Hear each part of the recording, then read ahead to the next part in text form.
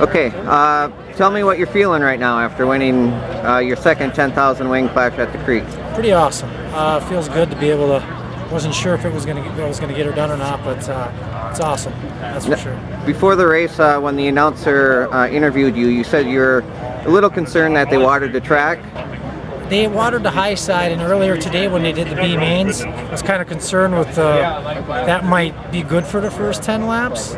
So like I wasn't sure, and then I just decided, I'm just going to run the bottom. If the freight train by, I'll have to do whatever I can do after that. And what was your game plan entering the race? Did you have one?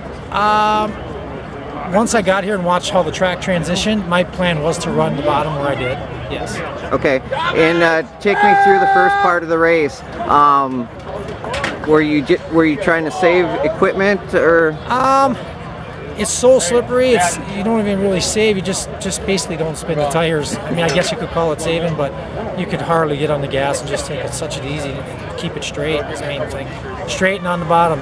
It looked like it got a little bit rough in 3 and 4 during the middle of the race. Were you a little concerned about that? I was just trying to find a good way to get through it, and it seemed like every time I come through, I'd always hit it just a little one way or the other, so I could never get a good line where I was comfortable with through there. So it was always, every lap was always kind of like hanging on for dear life on that one. And what was going through your mind when you met traffic, lap traffic? That was my, actually, now that you say it, that was my biggest concern, is if I did take off and was able to hold the lead, that was my next concern, is are we going to be able to get by his lap traffic without having any troubles.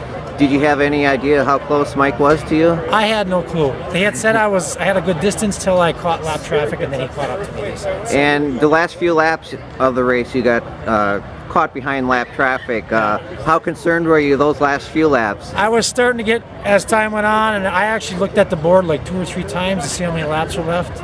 And I think there was 4 left when I looked up. And I knew it was like, okay, I've been held up for quite a long time here. I need to get going. So.